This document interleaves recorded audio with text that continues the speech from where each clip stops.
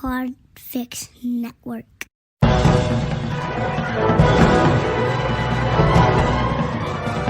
Hello and welcome to episode 205 of the Filmmakers Podcast.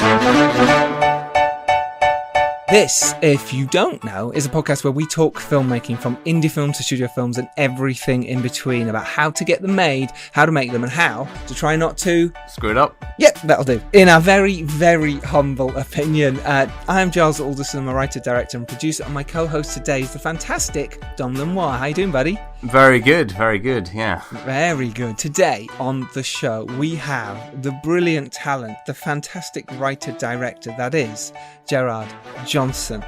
Gerard Johnson has directed the movies Tony. It's a fantastic serial killer drama. The movie Hyena starring Stephen Graham, and recently released Muscle.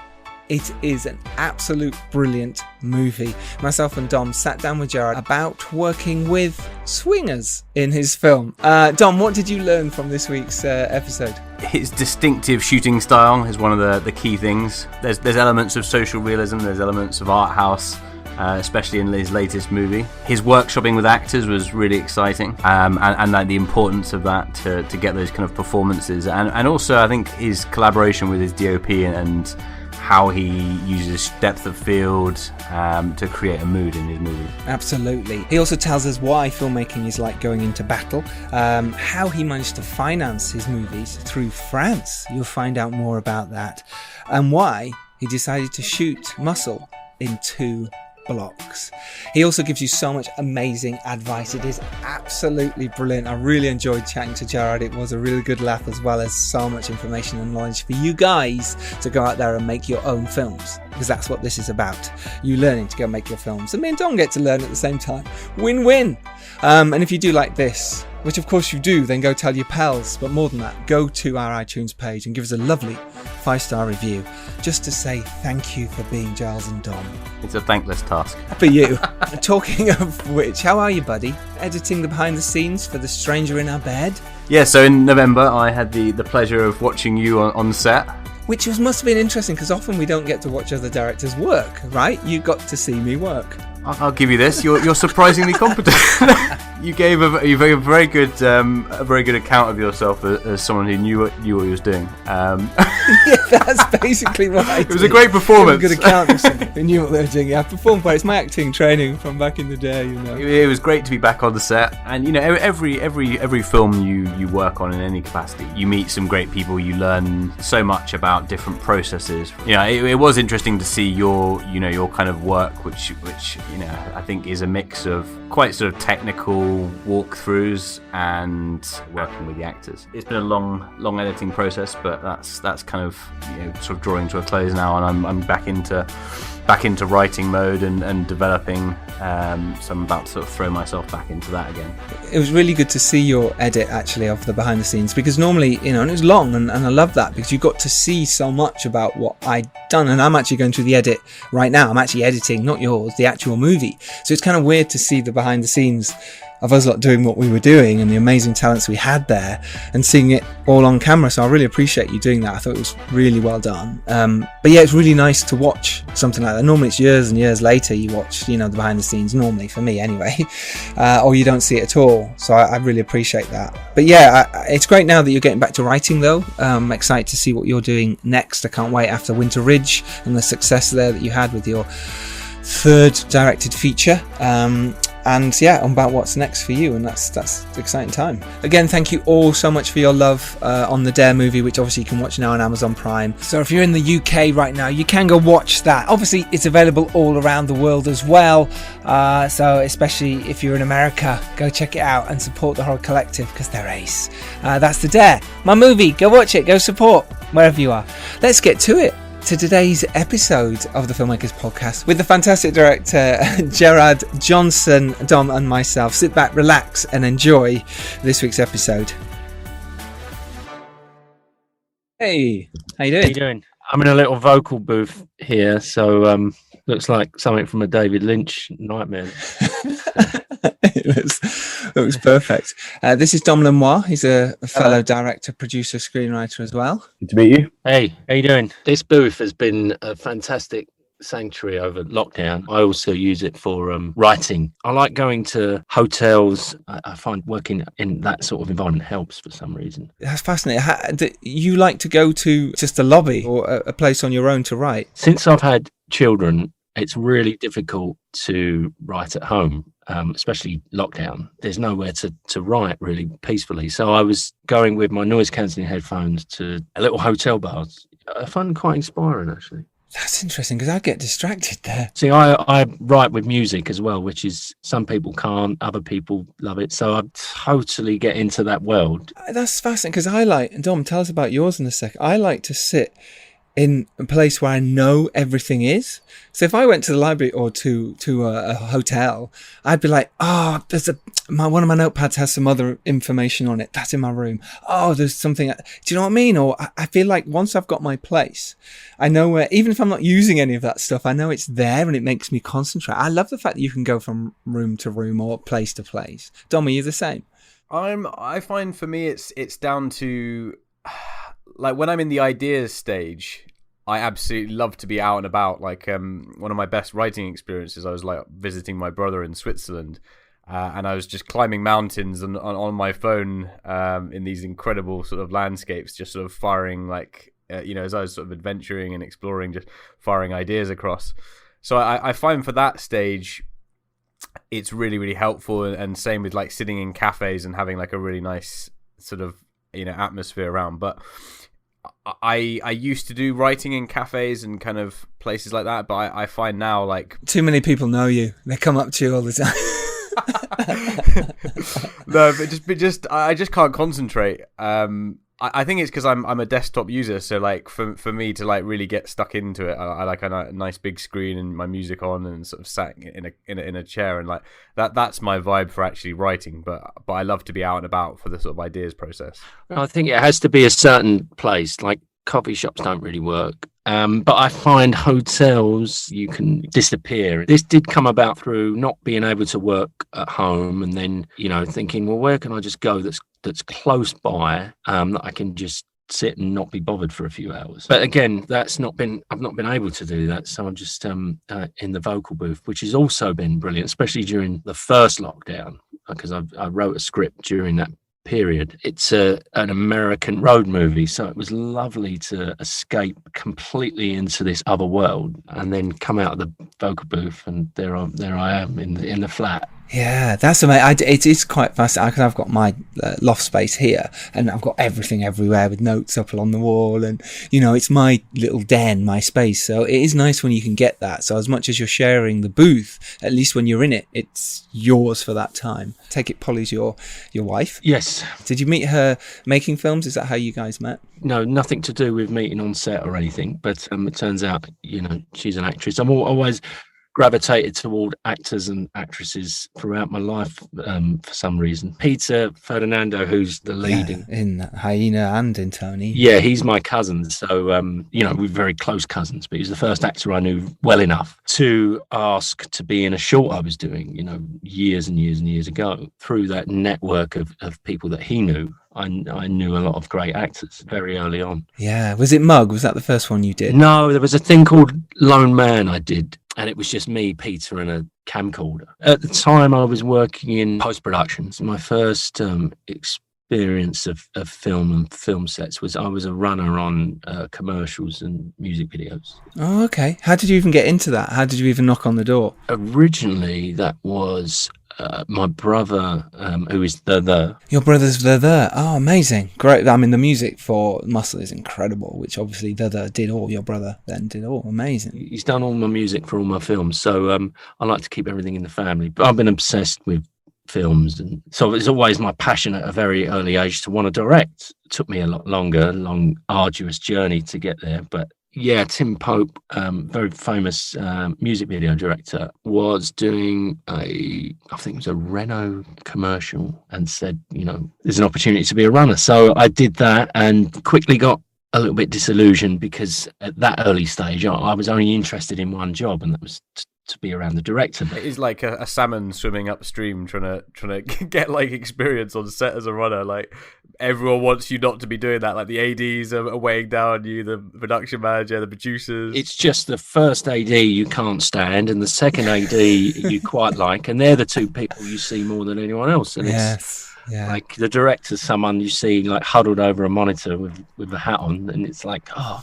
Isn't it funny how directors wear hats a lot? I don't know about you. I wear a hat. I've not worn one. I've never. Have you not? You've not done it yet. A trilby. A trilby, yeah, full on. Every job is important, but obviously, when you know what you want to do at that early stage, you don't really want to be sidetracked into other departments. It's like, well, that's not why I want to, work all these hours to be a runner. I don't want to go and do anything else other than do what that man's doing over there. And I know this maybe could work, but maybe this is not the right way of doing it. Then I went off and went to work in post-production. Again, I found a similar thing there where, I was working in Soho in post, but I wasn't, the post house was not churning out amazing stuff.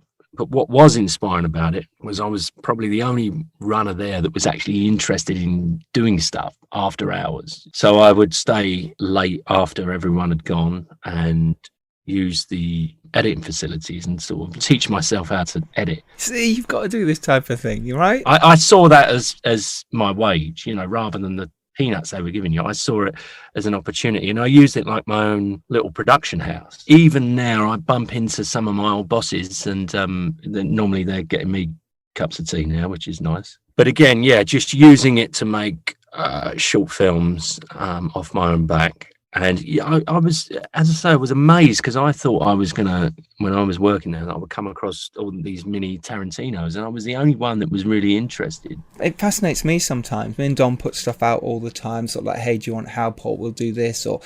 And often people don't. And I imagine it's the same in the post house. People do their work and they go, okay, well, I want to be a filmmaker, but I don't know how to do it. Or, when you went out of your way, and those who do it, those who end up making indie films are the ones who are staying late, the ones who are asking to borrow equipment, are the ones who are pushing harder to get stuff done and seen.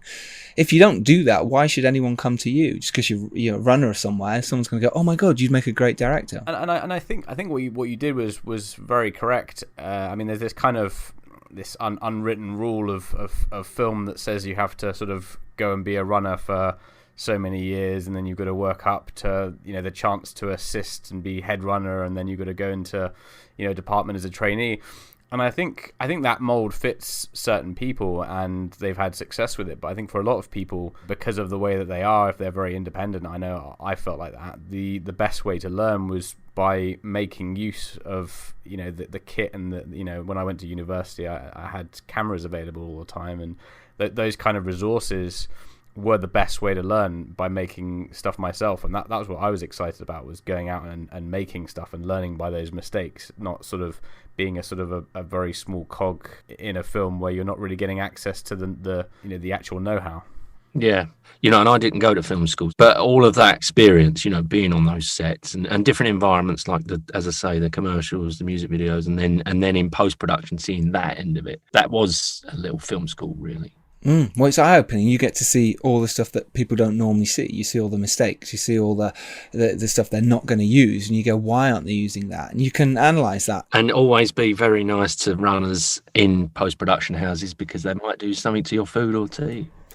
Good point. They might become the next you. Do you know what I mean? And that's really interesting as well. Is you should always be nice to everyone who's helping you on your films. But it's true, these people do go on places, and someone else will become the next Tarantino. It could be that one nugget of wisdom or information that you pass down to a runner if you are established on set, that doesn't cost you anything, that might just completely inspire them to go off and start doing something. Yeah, and you can see it. You can see that the people that are going to do that or are interested. Other people are just in it for a little while, just to say that they work in telly or film or whatever, and there's other people and they're the ones, that you can kind of get them to, I still do, I get, if there's someone somewhere like a post house or something, if they come into the grade after their shift, or come in, help them out, you know what I mean, or give them some encouragement. It's important.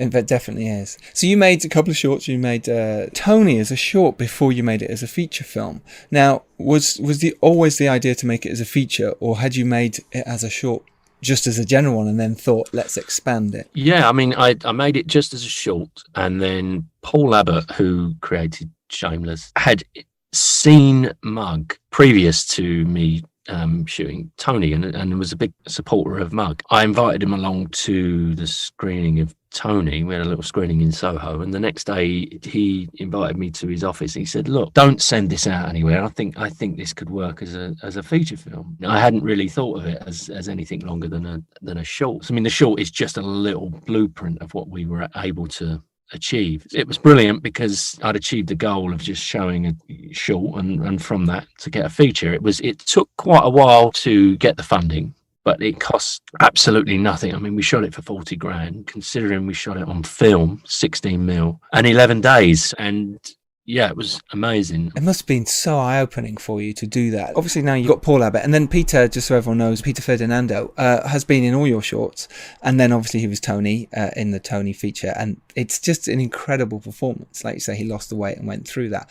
Talk us through that feeling then of making a feature, because a lot of people want to make features, but that whole experience of doing it. Can you remember now? It was 12 years ago. Can you remember how you felt? Yeah, it was like 2000, because we shot it in 2007, and then it took 2 years. Yeah, 2 years it got into Edinburgh. They released the BFI, or it was the Film Council then, released the funds for us to finish the film. So because we had it at a stage where it was a cut, but until we could get into a festival, we couldn't actually complete it, do the grade or anything else. So that was amazing when we got into that festival. That's also a great approach, because I think when you're making films at that budget level, sometimes you just physically can't get all the money up front, and you just have to commit to actually doing it. And then, the rest sort of falls into place, as you go along. Yeah, I mean, we got it into a rough cut, and then, I think we went to Sundance, and they passed, and it felt right to where it went in the end. And yeah, and what a splash it made, in terms for you.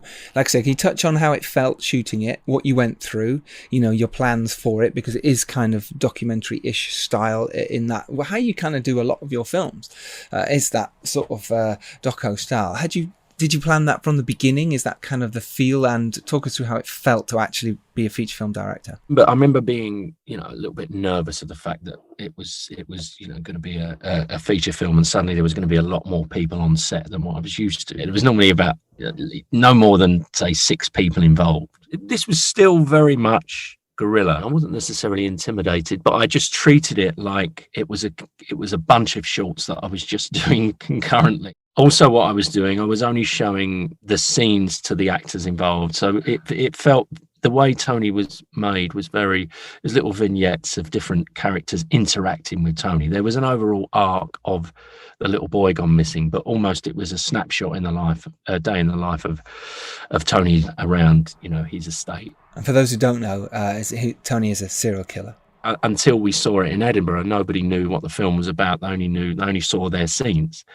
So they only saw their interaction with Tony, and no one got to see the script other than me and some of the producers. And Peter obviously saw it because he would have had to, because he's in all the scenes. But yeah, so they came in and interacted, and they weren't sure where the film was going to go or what was going to happen or anything else. The lucky thing we had was David Higgs was my DOP. Now, he'd just come from doing Rock and Roller with Guy Ritchie, so he had a good relationship with Fuji. So we managed to get a load of Fuji stock, because he'd obviously just done this big Guy Ritchie film. So they were like, look, we want to do this mad little thing. It's in 11 days. And David has his own camera. But then I was worried that we only had a certain amount of stock, and I like to do very, very long takes. And again, every film I've done, I have a very long workshop period where I record a lot of stuff. And so I just focused on doing a very strong, long workshop period where we developed a lot of stuff. And then I was so economic with shooting it, and we were so tight as a unit, with all the actors and everything. We knew exactly what we were doing, that we were quickly, getting more film. I remember a point where I was more relaxed as we got into it. I think the first few days I was pretty terrified. Yeah, I hear so many of the top directors in the world just continually saying that even now when they go on set, and top actors, that they still have those nerves.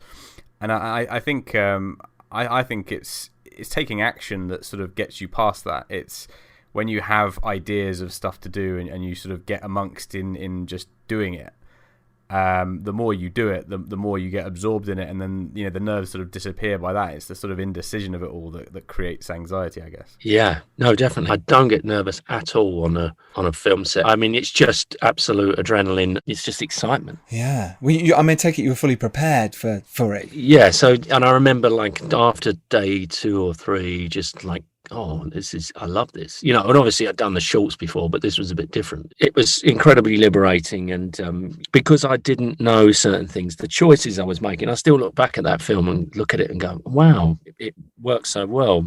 Sometimes that's a good thing, I think, because when you know too much, it can. I hear this from a lot of experienced directors all the time. They say, I wish I'd go back to my first film when I didn't know anything and I was just throwing shit at the wall and it was just fresh and exciting and new. And what is your process in terms of like how did the idea for this film and your sort of films in general, how do they come to you? Like, what made you think I really want to make this? I remember that case. I remember him being arrested, and as a kid, it just really stuck with me. Tony's very different to Nilsson. He's not as sharp, as it were. I mean, Nilsson was an ex-policeman, and then he's quite intelligent, wasn't he? Tony's a little bit. He's fell through the cracks of society. So I wanted Tony to feel like he was, given the chance, given a little job, he may not have murdered anyone, but he's trying to get a little job. He's trying to get off the dole, and things are not working out. And there's hints in there of some child abuse and everything else that have made him that monster. So it was a combination of that Dennis Nilsson story that I was obsessed about, and then turning that into wanting to do it about a forgotten guy on a council estate.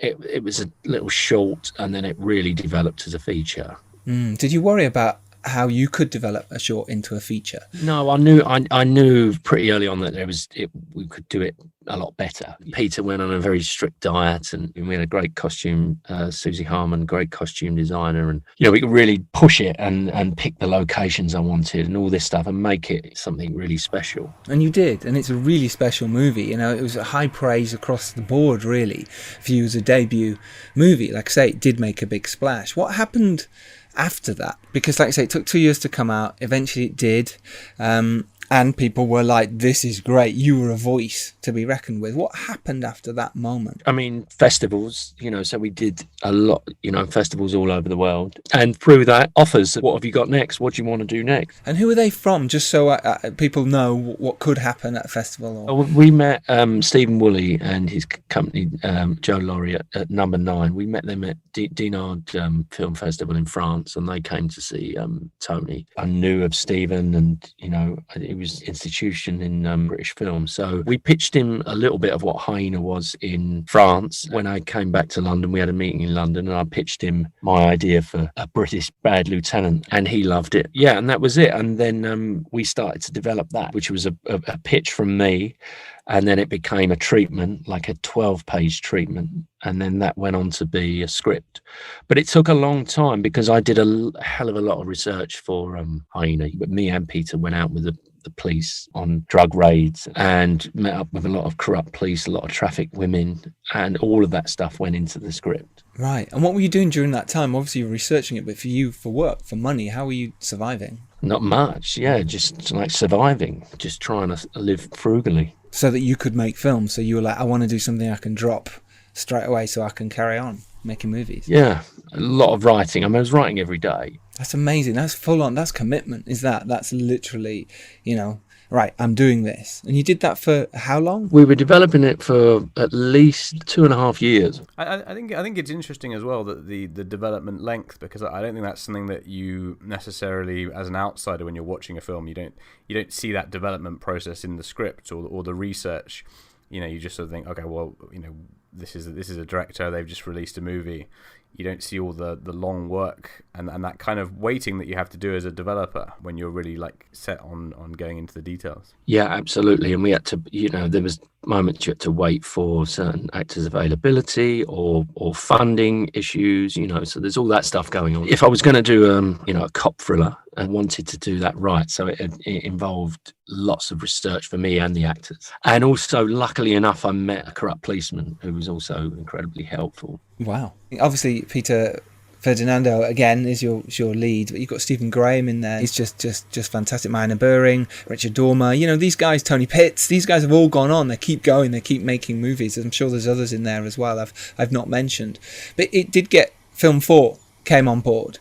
What was the journey? You mentioned there about funding and how it fell through and there was problems. Can you talk us through a little bit about that? Unpack that for us. It didn't fall through on Hyena. It fell through on other projects. But Film 4 and BFI were on from the very start. I think that festival, Film 4 saw it there. They came on board. Just quickly, how do you navigate the process creatively of working with a funding body? Is it a mixed sort of bag? Did you find it positive, or were there challenges there with like your vision? Hell of a lot of notes. So yeah, but you've got to be very prepared. That's the process. You know, that's what being a director is, isn't it? You've got to remember that all of these people are in a position because they've earned their position. So what they have to say is also can be very valid and good points. You don't have all the answers, even if I am the writer director. I don't. You know, there's sometimes that notes come. It's like, oh, I've never really thought of that. That's good. So I suppose it's being able to justify yourself if you don't agree with the notes, and if you do agree with it, being open to it. Yeah, absolutely. Yeah, it's going to battle, isn't it? On every film, it's going to battle. It's always the least enjoyable part of the process is that little end bit with the notes coming in and you feel like you've done enough now and there's still like, oh, could you just have a look at that? No.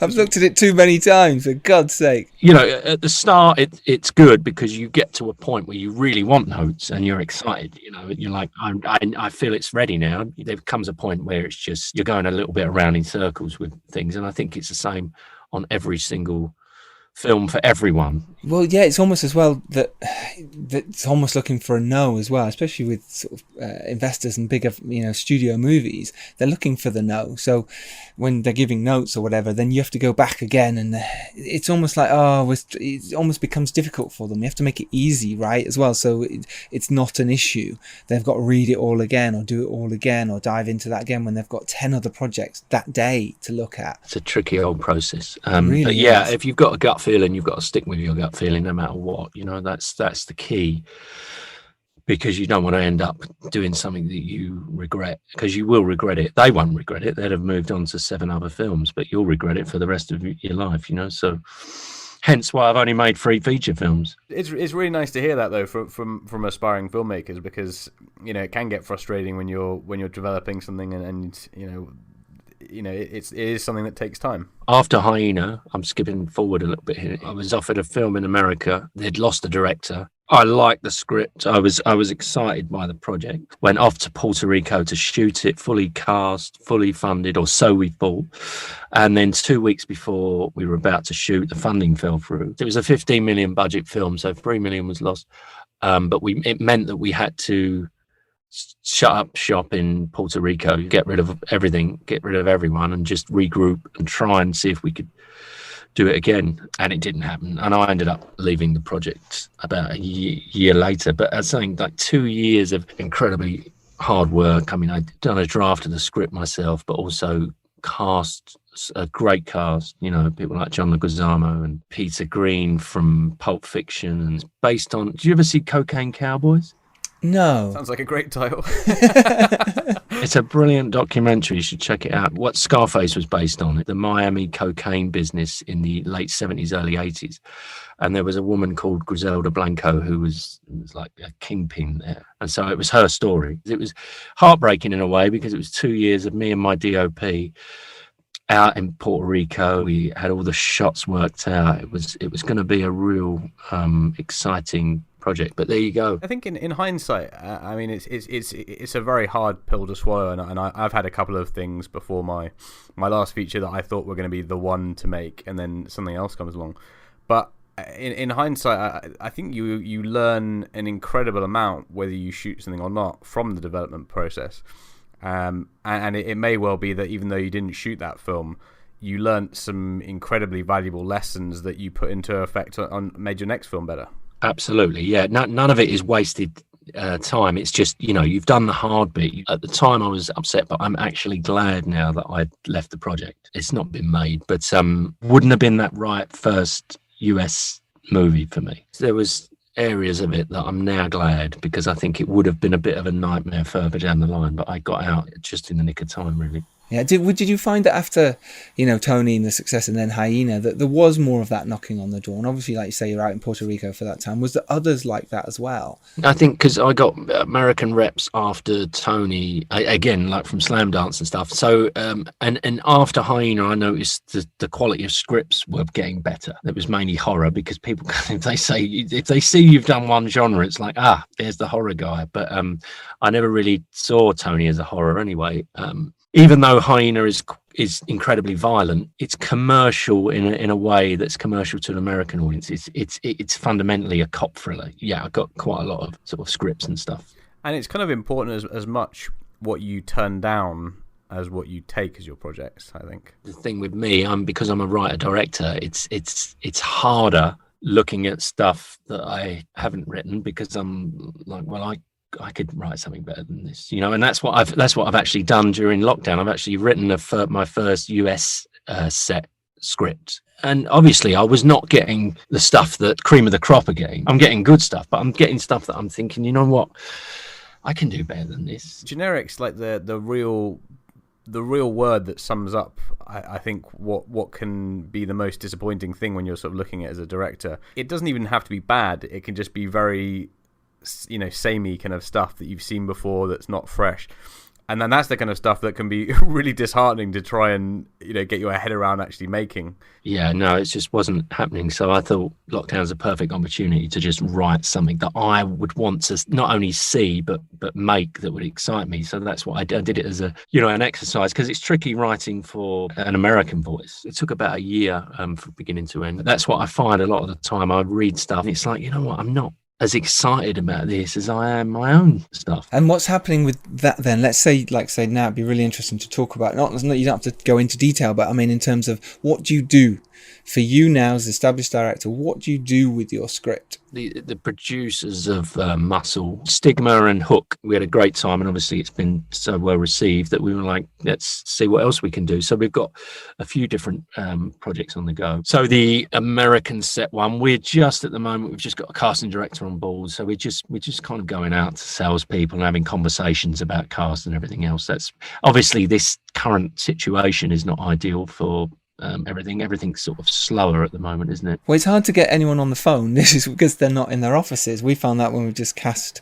the film recently, which we shot in November, December, and we couldn't get people on the phone. That was you'd have to email them, and then it'd be backlogged with their emails, and like before you just ring up and you go, hey, so and so available for casting, and now that doesn't happen, and people are very scared of jumping on a film in case a TV show goes off, and there's a lot more money in TV now for bigger names, and it's a problem for us indie filmmakers. Yeah, it really is. Yeah, no, it definitely is. Let's talk about Muscle then. This is a film that is out now. It's fantastic.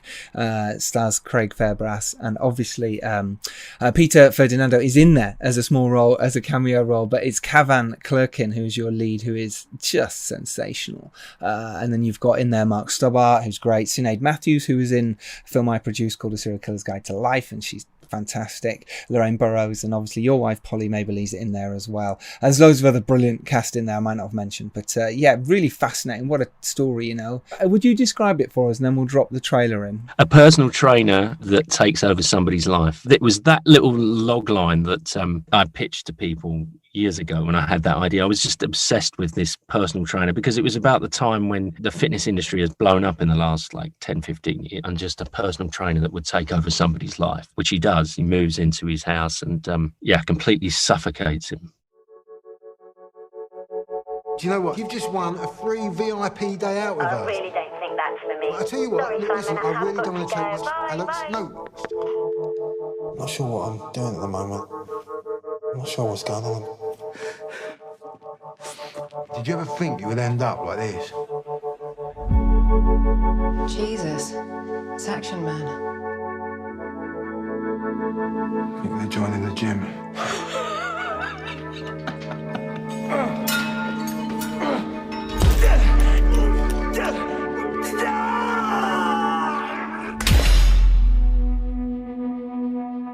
I ain't seen you there before, have I? Sorry. Hi, I'm Simon. can transform you like you can't believe. Let's do this. 2. Good. I like you, Simon. I really do. See, I get close to people. Squeeze. That's it. Really close to people, and then they let me down. I don't like being let down. I'm looking for a place to live for a few months.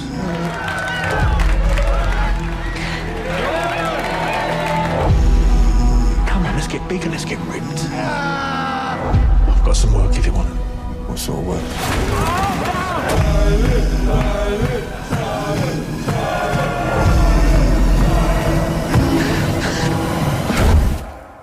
Once you stop, you will never be able to start again.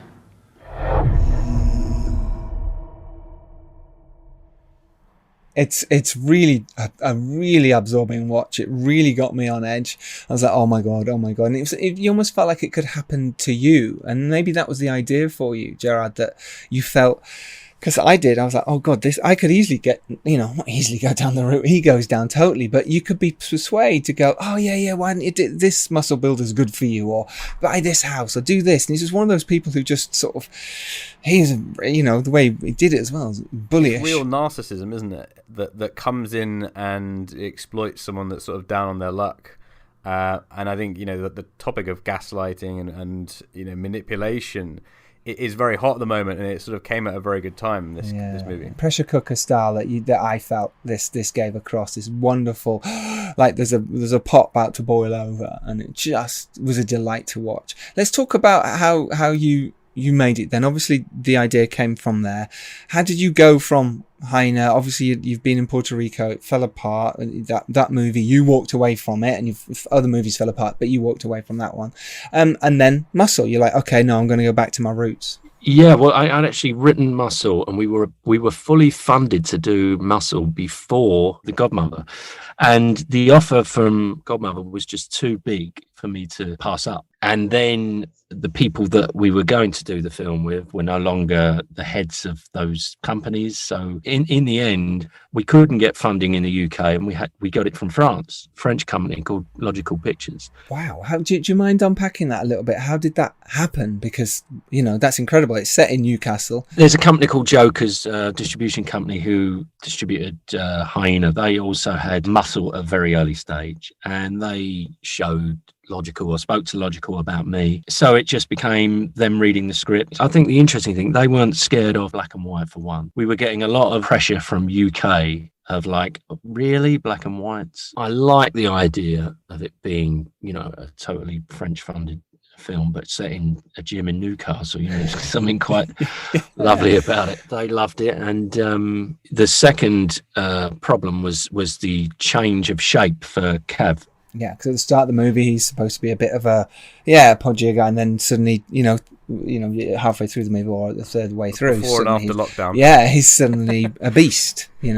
From me, it was always from the very beginning that I would have it in 2 blocks. I gathered, and talking to the personal trainer who came on board to train Serbo, who came on board to train Cav, that we would need a minimum of 3 months to change his body shape. Now, Cav had never done any training. He'd kept fit by doing half marathons and running and stuff, but he'd never been to the gym. He'd never lifted a weight. We didn't know, obviously, how his body was going to react to that. And also, we had to be really careful of injury.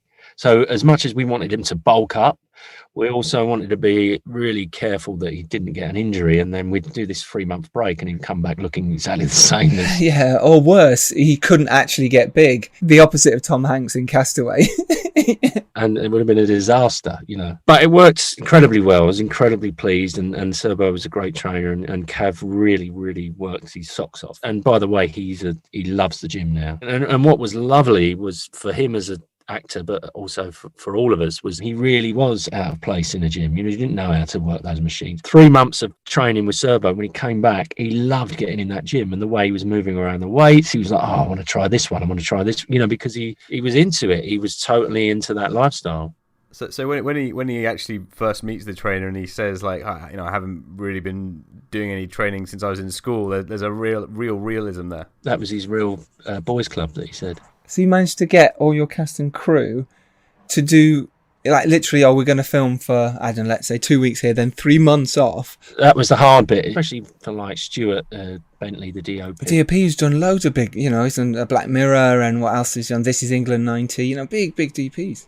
We're all passionate about it, so it's worth the commitment, and it has to be worth the commitment for those 2 blocks. Did you have any concerns? Because I've always wondered this with split shoots. Did you ever have any concerns, like in that middle period of like, shit, what if one of the actors just bails out or gets long hair or just shaves the head or gets fat? The opposite, yeah. Well, Peter was supposed to come back and do Ken again, but he got a big Netflix show in New Zealand. He was trying, to fly back from New Zealand for this one scene. That's how committed he is. And actually, we got a guy from the gym.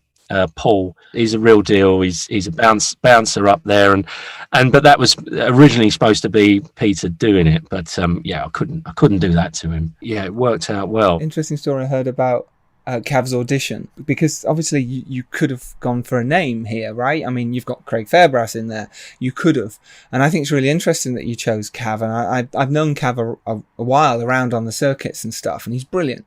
But what happened here in this audition? We had a list of people, and I said, no, there's a name missing here. There's Kevin Clerkin is not on there, and they're like, oh yeah, good actor. On Hyena, I think Des Hamilton was casting director on that. I think Kev's name came up, but it was tough, Hyena, because we had so many great actors that were very close to being in the film. But the trouble is, got to a point where there was so many going for those roles. I knew of him. He'd already gone into a sales office that week to prepare for the audition. I think Matt Wilkinson, the producer, laughed a little bit at what Cav was doing. And Cav was just like, what are you laughing at? And he flew across the table and attacked him. Yeah, it was nice. It was a nice way of showing those 2 different sides. I just felt that he was right for that character. And also Cav's really good at physical comedy. The drama side we've not seen as much. So we knew a lot of the same people, even though we'd not met before. We got very close very quickly.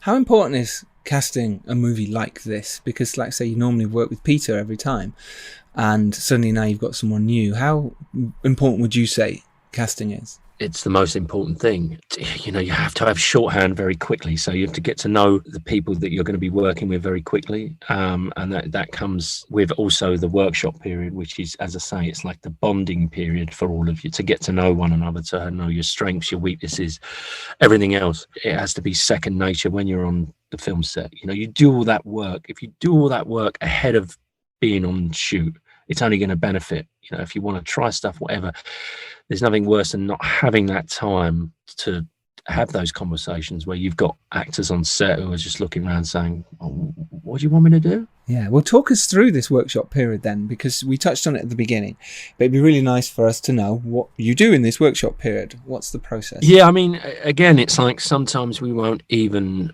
look at a script. It's just about spending the time in a room with no distractions and just getting to know each other, and as I say, it's not just about running the scenes, which we do as well, and there could be a couple of days where you don't even think about the script, so it's very important. Is that part of your budget? Sorry to interrupt, is that part of your budget? Yeah, it has to be fit in. It's part of it's how I work.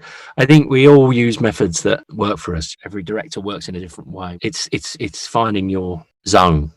As a director, you're so busy on set. So to have your actors be on exactly the same page and in some ways know even more about your characters than you do is so liberating. Obviously, you're still going to have those conversations. You're still going to talk about stuff. You're still going to have to do all that stuff that you would have had to do anyway. It's a total distilled vision that they all know exactly what you want to do.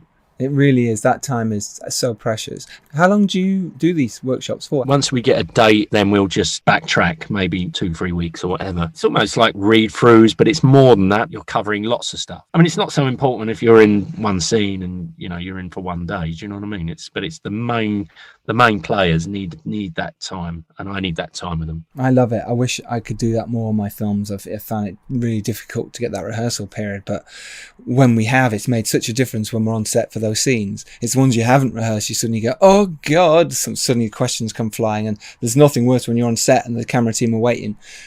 It's not the right time to be doing this conversation, about backstory or whatever. It's really now not important. You have to do it earlier, and I love that. And also it frees you up from trying stuff, experimenting with stuff, that maybe you'd only get when you're in that environment, when you're on that location. You'd only get ideas when you're suddenly there, Yes, and your films felt so free. It really did feel, like I say, and we mentioned earlier about that documentary style, and it clearly wasn't, but it felt like the actors were so free and within there, It never once felt like, oh, there's a camera, and this is the scene and we're switching around, There's a fantastic scene before he goes to France where you're just spinning around him in this fantastic manner just to keep us disorientated, and it was just delightful. So it's like you really planned everything. It was really interesting. And again, with that, like shots like that, you also played a lot with the shallow depth of field. You're really in there, and the monochrome look, like I say, was that a constant?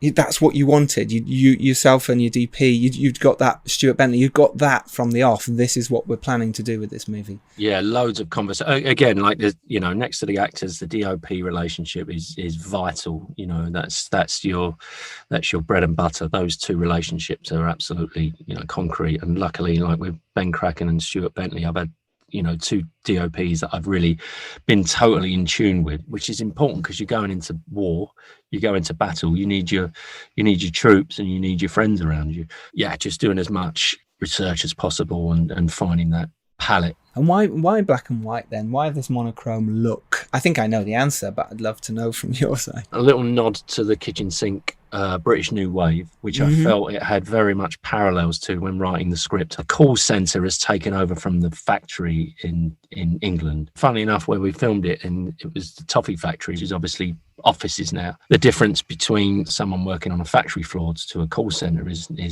the fact that they can have a cappuccino. Having done that job, and that was based on my experiences, you take something and then make it your own. So I didn't want it to feel like a pastiche. I wanted it to just have that certain atmosphere that those films, Taste of Honey, they had a certain feel to them that I wanted to tap into the atmosphere of it. Also, I'd been looking at a lot of boxing photography, a lot of gym photography, and it was all in black and white. And I, from a very early stage on recce's and stuff, I said, I just want to see everything in black and white. It just felt more bold, and things like the swingers scene, you couldn't really do that in color. I mean, yes, there was a lot going on there. There was a lot to see.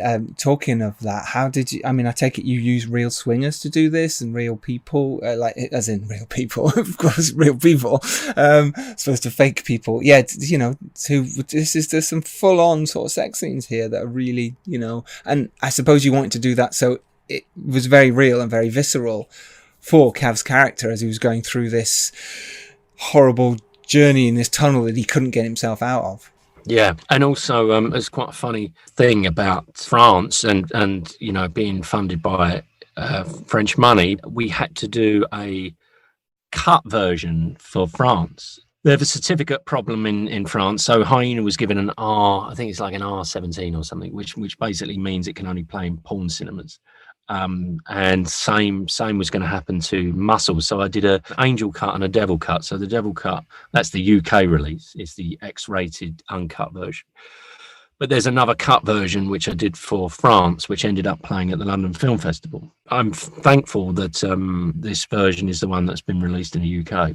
That scene is nowhere near as powerful with the other version. The BBFC wanted to cut the rape scene from Hyena, so we had a bit of a battle getting that through, but that was obviously because it was in the context of it. It was very important scene to show the horror of rape in that film. But this, it was absolutely no problem. How did you approach them? How did you find them? Is this casting director job? It was a tough job, and as a director, you have to take it on the chin. You have to do these things. From writing the script, I was very, very adamant of these party scenes needed to be done correctly, and I did the same with Hyena and Tony. The one thing I hate is watching films and not good party scenes or not good club scene. It's one of my pet hates that I see and I don't buy stuff. As luck would have it, there's a huge swingers club just outside of Newcastle. So I took my producers and the casting director and we went along to this swingers club. We didn't go in and just like stay in the corners. We said, look, we're making a film. It's not about swingers, but there is a scene, there's a couple of parties in there and we want to get them correct. And just looked around the club and see who was willing to talk to us and who was willing to, come along and do it. And we got like a coach load of about 30 or 40 swingers. I ran a couple of parties on a weekend, all day parties. First party was just a house party. So whoever enjoyed that one and was willing to take things further, we kept them back for the next day for the hardcore party. And then brought all the swingers in and they brought all their buffet with them. After about an hour, they totally forgot we were there. There was hours of pornographic material, and it was tricky doing it in an edit suite as well, because we had to tell all the people working in the edit suite, look, there's this, we're not making this kind of film. There was a certain point where I couldn't, as a director, I couldn't say, okay, right, everyone, now start having sex. The atmosphere was getting weirder and weirder, and then suddenly one person started and then they all started, and then people were getting involved that normally wouldn't have got involved, which became very Lord of the Flies. Amazing. Well, it looked incredible. It really did. It really was like, whoa, what is going on? And the fact, like I say, you shot it in the day, which I get because obviously the light helped. And I think you did really well. I think it's a stunning bit of cinema. There's a point where one of the guys looks in the lens. Yes. And I kept that in deliberately. Well, he's the big guy, right? He's massive as well. He looks like he's part of the gym as well. Steve, yeah, and he looks in the lens, and I just love that because it's like, you've suddenly got into a different world here. Yeah, and he does, from that moment, the character does go down into that world, and it's that moment. It had to feel totally out of his comfort zone, and what more than, this house that he shared with Sarah, they were hoping to maybe have a family there. What's the worst thing that you'd like to happen in your house? Is probably a swingers party, isn't it? I mean, there's not much else apart from someone getting maybe chopped up. It's a horrible thing to happen in a house. Sticky floors and sofas and... Wow. Yeah, no, absolutely. And really work for the film. And I think, and let's talk about that black and white element then, in terms of how you lit that, because it's really it's harder to light a black and white film than it is a color film. It just is. You've really got to push colors and You've always got to push the light in the right way. Did you work harder on that? Did you really take time? Brian, the grader, he made a palette of everything, even for the grade. So even ahead of time, we had the costume designer, the art director, the production designer. Everyone was working on designing it for black and white. It does shoot in color. We didn't have the monochrome, so we shot in the Alexa. I mean, I've seen glimpses of a color version when it's come up by accident, because I didn't want to see any color on the monitors when we were shooting. I think in the grade I managed a little image came up. It's like, oh, get it off, it's awful. Yeah, so it was all designed to punch and work really well. Yeah, because you still have to actually design the colors so that they will be there. You're not just kind of having black and white walls. It has to be very well designed. Yeah. Everything, all the way that their tops in the gym work, the way their jewelry works, everything. Amazing. Tell us, if you can, a little bit of advice on what you've learnt over this time of making films for someone who's a really hungry up and coming filmmaker, maybe just coming out of film school, or someone who's in the business now. What kind of advice would you give someone like that? I think the thing is, I think people forget what a long process it is. I mean, it doesn't have to be, but but you got to be prepared for those long periods of waiting for development of the writing process. It's not a sprint, is it? It's a marathon. If I'd have known now, I don't know, maybe would have done things slightly different. I don't know. I know I wouldn't want to be at the beginning again. If I'd have known how long it was going to take, that's difficult, especially like years you've lost on projects that haven't gone anywhere. And yeah, you, as you said before, you gain stuff, but as I'm getting older, I'm getting more prolific, or writing a lot more, got a lot more ideas. I was very much singular on just one idea at a time. Now I've got half a dozen ideas. Even though it's a long journey, suddenly time does go. Amazing. Well, listen, this has been absolutely fantastic, Gerard Johnson. Thank you so much for your time, honestly. And what a great interview as well. Really cool. Thank you so much. Thanks, guys. Thanks very much. Good to talk to you.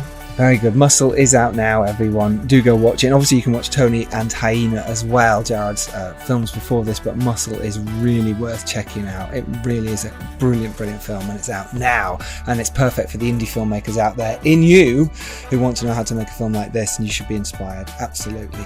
Where can people follow you? Have you got anything online where people can find you and say hello and thank you? Twitter I use, Johnson Gerard. Cool. Go follow him there, everyone. You can follow me at Giles Alderson. Dom? Director Dom Lenoir or Dom Lenoir, depending on what platform you're on. There you go. And you can follow us at Filmmakers Pod on Twitter, and we're on the Instagram now, the Filmmakers Podcast. And if you do want to come on the show, or you've got a question you want to ask us, then contact us at thefilmmakerspodcast@gmail.com. And remember, you can go out there and make your indie film. You can make it happen, just as Gerard has done.